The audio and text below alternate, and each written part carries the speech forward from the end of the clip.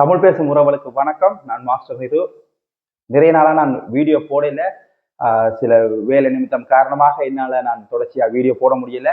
இருந்தாலும் இனிமேல் தொடர்ச்சியாக நான் வீடியோக்களை அப்லோட் பண்ணுவேன். ஸோ என்னோட சேனலை சப்ஸ்கிரைப் பண்ணி இந்த அளவுக்கு என்ன மாதிரி நீங்கள் எனக்கு சப்போர்ட் தந்தீங்களோ அதே மாதிரியே தொடர்ச்சியாக இந்த சப்போர்ட்டை தர வேணும் அப்படின்னு சொல்லி நான் இந்த இடத்துல உங்களை கேட்டுக்கொள்கிறேன். ஓகே, இன்றைக்கு வீடியோவில் நாங்கள் என்ன பார்க்கலாம் அப்படின்னு சொல்லி சொன்னால், நான் உளவியல் படிச்சுக்கேன்.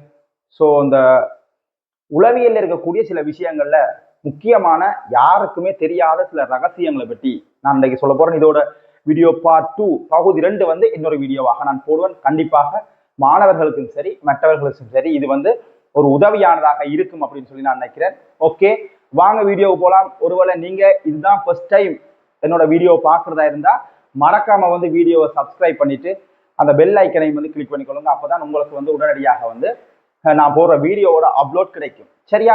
அதே மாதிரியா நான் போடுற வீடியோவோட அப்டேட் உங்களுக்கு கிடைக்கும். சரி, அதை விட பார்த்தீங்கன்னு சொல்லிச்சுன்னா நடைபெற போகின்ற தரம் 5 புலமை பரிசில் பரீட்சைகளோட சில கணக்கு பகுதிகள், சரியா, குயிஸ் அல்லாட்டி கணக்கு பகுதியில் என்ன மாதிரி இலகுவாக நாங்கள் செய்யலாம் அப்படின்னு சொல்லி அந்த இலக்கு மெத்தட்ஸ் எல்லாம் நான் தொடர்ச்சியாக வீடியோக்குள்ள அப்லோட் பண்ண இருக்கிறேன். ஸோ மறக்காம உங்களோட சகோதர சகோதரிகள் தரம் 5 புலமை பரிசில் பரீட்சையில தோற்றவர்களாக இருந்தா அவர்களுக்கு அந்த வீடியோ மிகவும் பிரயோசனமா இருக்கும். அதால சேனலை சப்ஸ்கிரைப் பண்ணி வச்சுக்கொள்ளுங்க. சரியா? ஓகே, அதை விட நடைபெற போகின்ற காப்போத உயர்தர பரீட்சையோட பரீட்சை எதிர்பார்ப்புகள் அதுவும் நான் வீடியோவில் அடுத்ததாக போடுறதுக்கு இருக்கிறேன். இதை விட இந்த வருஷம் காப்போதா சாதாரண தர பரீட்சை மார்கழி மாதம் 7ஆம் தேதி மட்டும் நடக்கிறதுக்கு உத்தேசித்திருக்கிறதாக தகவல்கள் தெரிவிக்குது. அதால நடைபெற போன்ற காப்போத சாதாரண தர பரீட்சையில நிறைய பாடங்கள், கணிதம், விஞ்ஞானம் மற்றும் முக்கிய பாடங்களோட குறிப்புகள், விளக்கங்கள் அப்படின்னு சொல்லி நிறைய வீடியோஸ் நான் தொடர்ச்சியா போடுவேன். சரியா? ஓகே, வாங்க வீடியோக்கு போகலாம். யாருக்கும் தெரியாத சில உளவியல் உண்மைகள் அதை பற்றி தான் நான் இன்றைக்கு சொல்ல போறேன். சரியா? ஓகே, நீங்கள் கூட மற்றவங்களோட மனசை அறிஞ்சு கொள்ளலாம். சரியா? நீங்கள் கூட மற்றவங்களோட மனசை அறிஞ்சு கொள்ளலாம். அவை என்ன நினைக்கணும், ஓகே, யார் எப்படிப்பட்டவங்க, யார் என்ன செய்வாங்க அப்படின்ற ஒரு நிறைய விஷயங்களை நீங்கள் அறிஞ்சு கொள்ளலாம். அதற்கான சில ரகசியமான தந்திரங்கள், ட்ரிக்குகள்லாம் நாம் இன்றைக்கு சொல்ல போறோம். சரியா? ஓகே, இது நிரூபிக்கப்பட்ட உளவியல் ரீதியான உண்மைகள். ரைட்? ஓகே, இன்னைக்கு நாங்கள் 3 விஷயத்தை பற்றி பார்க்கலாம். இதோட மிச்ச விஷயங்கள் நான் அடுத்த வீடியோல போடுவேன். ஓகே, வீடியோக்கு போகலாம் வாங்க. சரி, முதலாவது விஷயம் பார்த்தீங்கன்னு சொல்லி சொன்னா, ஒரு குழுவாக நிறைய பேர் இருக்கணும். அந்த குழுவாக நிறைய பேர் இருக்கும்போது பாத்தீங்கன்னு சொல்லிச்சுன்னா எல்லாருமே நகைச்சுவையா கதைச்சு பேசி சிரிச்சு கொண்டிருக்கிறோம்.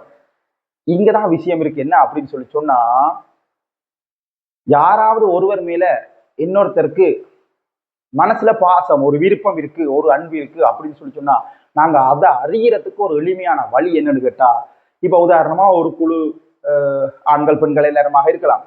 ஒரு குழுவாக பல பேர் நகைச்சுவையாக கதைக்கும் போது, சரியா, ஒரு குழுவுல பம்பல் அடிச்சு நாங்க சிரிச்சு கொண்டிருப்போம் தானே, அப்படி பம்பல் அடிச்சு குழுவாக நகைச்சுவையா கதைக்கும் போது அந்த குறிப்பிட்ட நபரை சிரித்து கொண்டே யார் ஒருவர் பார்க்கிறார்களோ அவர்களுக்கு இவர்கள் மேல ஒரு ஈடுபாடு இருக்கும் அப்படின்னு சொல்லி உளவியல் சொல்லுது. இது நிரூபிக்கப்பட்ட உண்மை. நீங்களே இதை செக் பண்ணி பார்க்கலாம். சரியா? ஒரு 5 பேர் காய்ச்சி சிரிச்சு பேசிட்டு இருக்கிற மாதிரி ஆண்களோ பெண்களோ யாரோ இப்ப ஏதாச்சும் ஒரு ஜோக் அந்த இடத்துல சொல்லி எல்லாம் சிரிப்பாங்க. சிரிக்கும் போது அந்த ஒருவர், அது ஒரு ஆணோ அல்லது பெண்ணோ, தனக்கு விருப்பமான ஒருவரை பார்த்து தான் சிரிப்பார்கள் அப்படின்னு சொல்லி உளவியல் சொல்லுது. சரியா?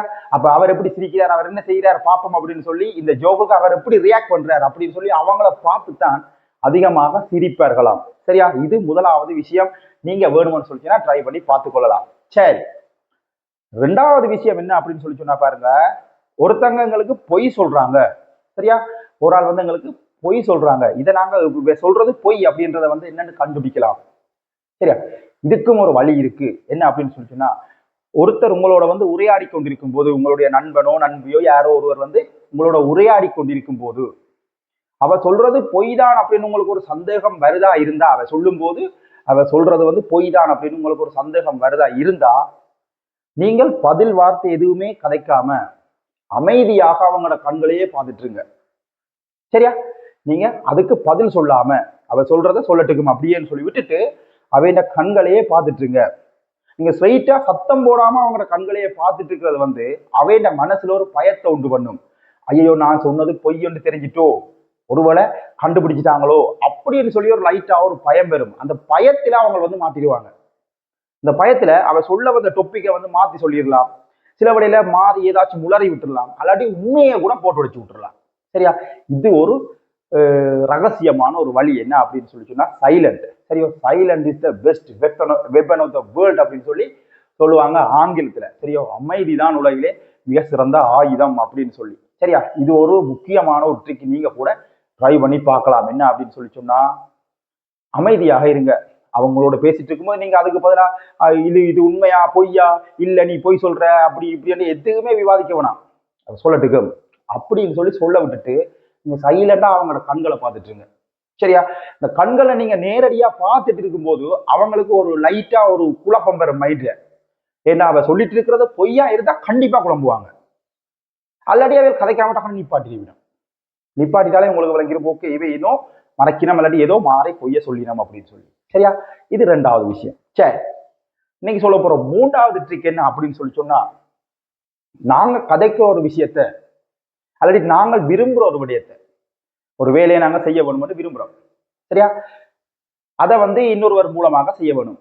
அல்லது நான் சொல்லுற ஒரு விடயத்தை அந்த கேட்கிறவர் வந்து அதை ஏற்றுக்கொள்ள வேணும். சரி, அவர் அது ஓகே அதுதான் சரி அப்படின்னு சொல்லி ஏற்றுக்கொள்ள வேணும்னு நீங்க விரும்பினியா இருந்தா அதுக்கும் ஒரு வழி இருக்கு. என்ன அப்படின்னு சொல்லி சொன்னா, நான் வந்து அவர்கிட்ட ஒரு விஷயத்த சொல்றேன், என்னோட நண்பனுக்கு நான் ஒரு விடயத்தை சொல்றேன், நான் சொல்றது சரி என்று அந்த நண்பன் ஏற்றுக்கொள்ள வைக்க வேணும்னு சொல்லி சொன்னா, நீங்க சொல்லும் போது லைட்டா உங்களோட தலையை ஆட்டி ஆட்டி கதைங்க. உங்களோட தலையை லைட்டா ஓமன்றது போல அவங்கள நேர கண்ணுக்கு நேர பார்த்து கொண்டே உங்களோட கருத்தை சொல்லும் போது தலையை அசைச்சு அசைச்சு கதைங்க. இப்ப உதாரணமா பாத்தீங்கன்னு சொல்லி சொன்னா, நான் வந்து ஒரு இடத்துக்கு போக வேண்டும். சரியா? நான் இன்றைக்கு பிளே கிரவுண்டுக்கு விளையாட போக வேணும். நான் இந்த ஃப்ரெண்டையும் கூட்டிட்டு போகணும்னு விரும்புறேன். அவர் வந்து இன்றைக்கு அவருக்கு வேலை இருக்கு, வரமாட்டேன், இந்த மாதிரி ஒரு முடிவில் இருக்கிறார். அவரை நான் சம்மதிக்க வைக்கணும். என்ன பண்ணலாம்டா, நான் சொல்லும் போது லைட்டா தலையை ஆட்டி ஆட்டி, மஜாண்டே கிரவுண்டுக்கு போறோம்டா, சரியா, இன்றைக்கு மச் இருக்கு போவோம், சரியா, அது இந்த உங்க வேலை நாளைக்கு பார்க்கலாம் தானே, இந்த வேலை நாளைக்கு பார்க்கலாம் தானே அப்படின்னு சொல்லி நீங்க தலையை ஆட்டி, இந்த வேலை நீங்கள் நாளைக்கு பார்க்கலாம் தானே, வா இன்றைக்கு நாங்க போவோம் அப்படின்னு சொல்லி வந்து அவர்கிட்ட கண்ணை பார்த்து நீங்க கொஞ்சம் தலைய ஓம் அப்படின்ற மாதிரி நீங்க சொல்லுவீங்களா இருந்தா ஆட்டோமேட்டிக்கா அதுக்கு அவங்களோட மனம் வந்து ரியாக்ட் பண்ணும். அவர்கிட்ட மூளையும் வந்து பாத்தீங்கன்னு சொல்லிச்சுன்னா அதை ஏற்றுக்கொள்ள வலிக்கிடும். அதனால அவங்கள அறியாமலே சரி ஓகே நாளைக்கு பார்க்கலாம், அந்த வேலையை இன்றைக்கு இவன் சொல்ற வேலைக்கு போகலாம் அப்படின்னு சொல்லி ஒரு மைண்ட் செட்டுக்கு மாறிட்டே வருவாங்க. சரியா? நீங்க வேணும்னு சொல்லிச்சுன்னா இந்த 3 ட்ரிக்கையும் ட்ரை பண்ணி பாருங்க. சரியா? எந்த அளவுக்கு ஒர்க் அவுட் ஆகுது, இது சரியா இருக்குதா அப்படின்னு சொல்லி நீங்க மறக்காம இந்த கமெண்ட்ல போடுங்க.